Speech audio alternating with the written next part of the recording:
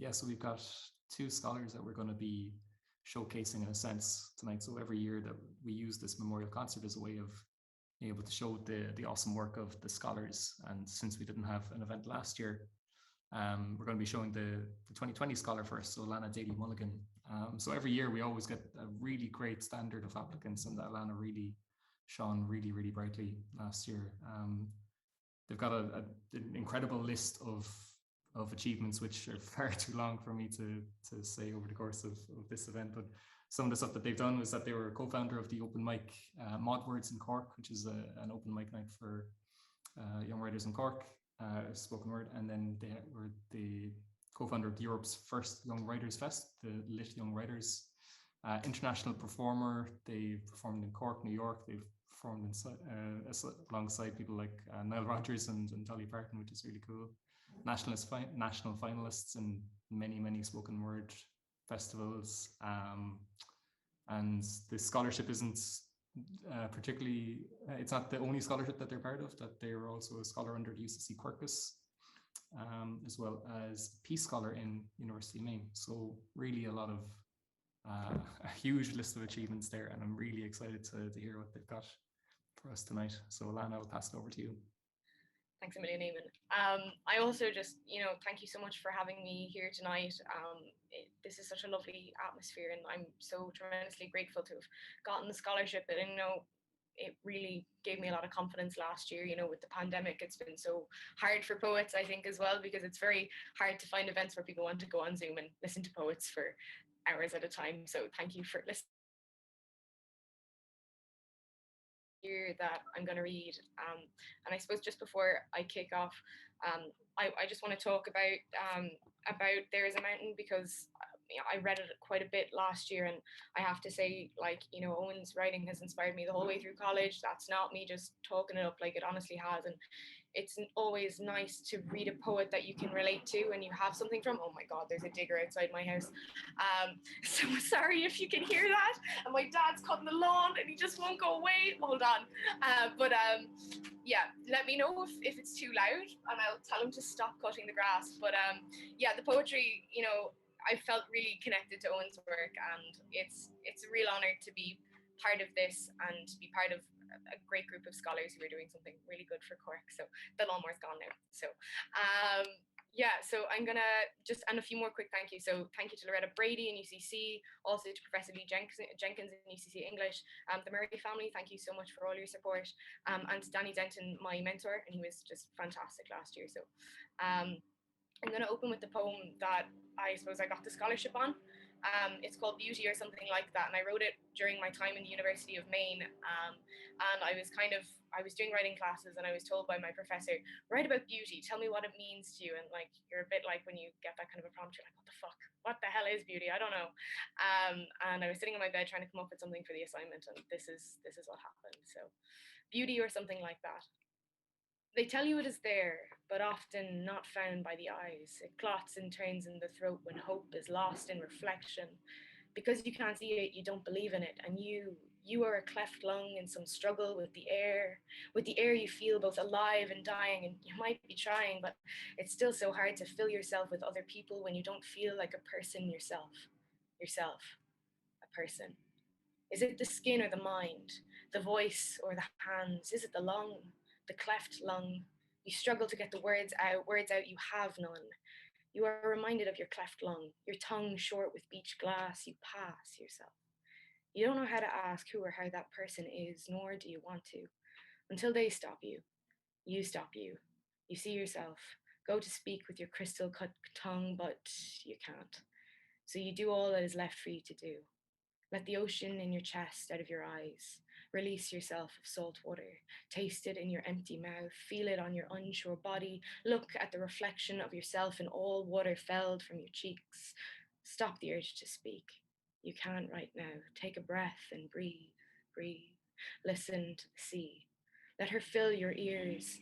While she might drown you, she feels this too. She feels you.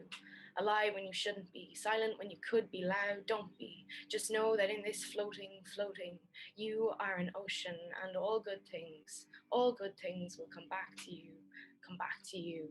And in that, you are beautiful, a beautiful, imperfect reoccurrence once in a lifetime. Thank you. I'm just gonna like readjust my screen because I can't see everyone's lovely face. Thanks. This is so weird because usually you're behind a mic and you're able to gauge things. I think the museums, like the musicians in the room, can also vibe with that. It's very strange to just play to silence, but I hope everyone's doing okay. The next poem I wrote in the middle of the lockdown, and it's called Saudade. So it's a Portuguese word, and it doesn't really have a translation into English, but it kind of means missingness. And I was kind of just reflecting on growing up and growing apart from people, so like family, and taking that time during lockdown to just kind of go back to my roots and think about family, really. Yeah, I'll just read that. So Saudade. In dreams, I fancy myself an Iberian, fishing on the open Atlantic. With horizons cast in lobster-trap castles, I am hooked on hunting sunsets. Between the waves, I have found a solitude in the ranks of their empty fish tanks. There, I hear the distance between us shrink, reeling in the sound of our terminal tackle cackling through the eyes around our mouths, the feathers bitten. She hangs on my hook. Glimmering and setting amber before we set the fossil free, we share a look and quiet smile, just us alone with the sea. And now I walk the headlands, rod on shoulder like a son to war, and make my way down the dunes to stand among the water, wading through the acrylics of a setting sun and a moon just begun to rise. There's a mirage of ink swirling as day becomes night, and I am a child again, sitting in terracettes of sand while you rig the line, smoking yourself into a silk-cut vignette. And this wind-up moment diffuses in cigarette smoke. No filter, just color drained, stained on a reel of film, never printed, never framed. So in dreams, when I fancy myself an Iberian, chasing suns that fade to black, I close my eyes and go to the sea to try and color catch our moments back. Thank you. Thanks. So you might have noticed there's a bit of a water theme going on, and I've kind of been obsessed with water and fish, and I've been insane the last few months. I've been thinking about prawns quite a bit, which is such a stupid and strange thing to just, ask people in the shop, like, what do you know about prawns? Do you know anything about prawns? And it's just been on my brain a lot. And the collection I'm hopefully working towards is going to be based on the sky and the sea, these kind of big poetic bodies, and playing them against each other. But this next poem I wrote for a friend, and we were having a conversation, and she was really stressed about something, and she was just like, I don't know, man, I'm just so full of prawns. And I was like, that's a brilliant turn of phrase. She met it physically, she just had a big dinner of prawns. But I was kind of thinking, I was like, that's so clever, because if anyone knows anything about prawns, their hearts are in their heads. So she was kind of trying to be rational and trying to ignore all her feelings on the subject. But I was kind of just thinking about how we should maybe let the two intertwine a bit more. And this is about that. There's part of it in Spanish, so I'll kind of translate it back. And apologies if someone has really good Spanish and they're like, this is shocking. That is so fine. Get on to me. We'll work on it. We'll fix it. So yeah, this is to be full of prawns, or Estar Llena de Gambas. The prawn, la gamba, has its heart in its head. It rests in the murky waters from the light of day, from the fishermen. Imagine being full of prawns. Imagina estar llena de gambas. Crustaceans de vitral with insides, outsides. We see the labourings of head and heart. Through gentle glasswork fired in flashpan red, it appears they are not so far apart. Imagine being full of prawns. Imagina estar llena de gambas. The saline waters emanate mercury silver, and these decapods are slow-walking mirrors, scales of a pentateuch scroll-winged truths that we fear in others, what to ourselves is nearer. Imagine being full of prawns. Imagina estar llena de gambas. It is a Fibonacci sea quenched by the breaking a tired god's golden rule, those gentle bends of colour kissing each other, a bottle of vino rojo de Chile between two. Imagine being full of prawns. Imagina estar llena de gambas. En cuando sueñes con estar lleno de gambas y tu corazón se cuaje de delicio, escúchale. Lleva las gambas de tu cuerpo a la mar y nada con la profunda de las ondas. Imagine being full of prawns. Imagina estar lleno de gambas. So that just means that when you dream of being full of prawns and your heart is filled with a riotous boiling, listen to it. Take the prawns in your body to the sea and listen and swim among the deepest of the waves. From that let loose those ornamentals of the sea. They will not break so easily, and nor will you. And you are the sound that survived and became something new. Imagina estar llena de gambas. Flesh to be savoured and shared. For to know heaven is to know the company of another among the eel, trout, plaice, squid, black bass, salmon. The ocean is home to many a freischwimmer. Imagine being full of prawns. Imagina estar llena de gambas. Abominable creatures. Leviticus Havaras, ancient progeny of fins and scales sold in this history, cooked in a palatable broth. We must reinvent the art of the fin clay, for we are full of prawns, porque estamos llena de gambas, filled with brackish feelings, swimmings and scutterings, esophagus stretched a ladder, stomach stuffed a haversack, utterings of ifs and maybes and could be's and should be's, of what if such waves pull back, but we are full of prawns, pero estamos llena de gambas. But trust your nets and take those oversized shrimps, and for a moment allow agreement opposing that rotted whim.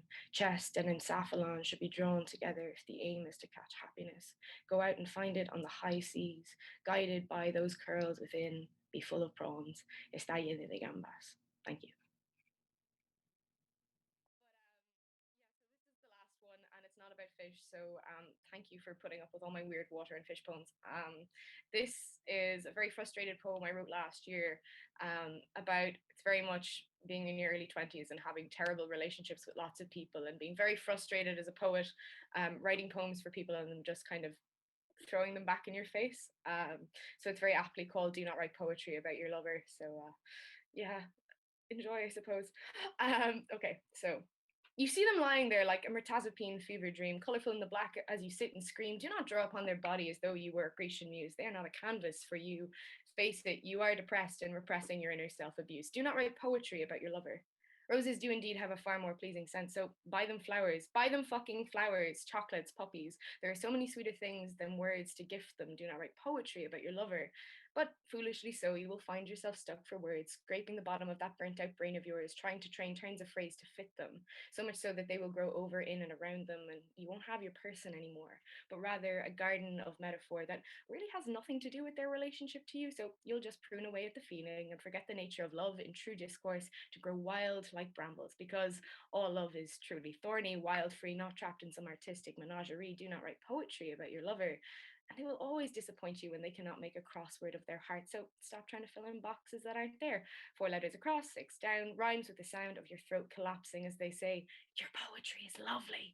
And your words searching their face to see if there's one more complex thought in hiding. It's all well and good to be the tortured artist trying to put words to your wood, but know that not everyone can verbalize so easily, so do not write poetry about your lover. You take to writing about the carnal pleasures, the sex, the sweat, how much sin your Catholic vows are soaking in. You place your pen in your mouth, salivating with the thought of the poetry down their neck, between their thighs, dripping out of them like, stop, no, no, no, no, no. Take a Whitmanite approach and celebrate your fucking self. I'm telling you, masturbate and write about that. That way you can objectify yourself, not offend the other party, and never be disappointed in how bad the sex is. Do not write poetry about your lover. Then you won't need to worry about finding old mementos of your younger body in journals and mourn the way you were once as supple as a rounded vowel with them, but now a love-starved, selfish eye, like a balding scallion in the sun. It seems you're just too strong to eat and you're starting to make yourself cry. Do not write poetry about your lover, because when we write about them, we memorialize a moments in ink, even if not entirely real. They still live on through the biro black, blue, the artistic bruises that you will only live on being known as someone who loved, never someone who was loved. Do not write poetry about your lover, because no human should be immortal, and even if they were your god briefly, that doesn't mean you need to write a religion based on them. Heartbreak is not the Eucharist and should not be celebrated every fucking Sunday. You can't spend your life praying away the nor can you blame them for the lack of closure in your confessionals to them. Do not write poetry about your lover.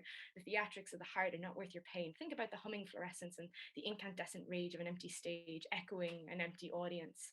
And if your lover be the blank page and aching breast, well then you are truly stuck, my misfortunate love-fucked friend. You will bankrupt yourself of metaphors, similes, smiles to pinpoint the ideal feeling of emotionally bleeding. I cannot help you now or save you from the lonely bow to the unfulfilled seats that seem to repeat the bleakness of your misery, except maybe you can look back with those melancholy goggles and toggle with the curtain strings to use what you have. We ran up Patrick's Hill in twilight. I saw the street lamps in your eyes like a bouquet Leibowitz photograph. I drown in your laugh. I lay my speechlessness on your breath. I loved you with all 26 ladders left on that park bench. that rare moment between two people when all that needs saying is expressed by lips meeting. We look back at these loves with June pools in our eyes. They sting and we sigh, and we remember what it is to feel human and broken and splintered and at the mercy of another. And without all these little shards, we wouldn't sparkle. So I dare you, implore you, when the pain and anger roars within you, to write and ruin them. Do not write poetry about your lover. Thank you. And now I'm done.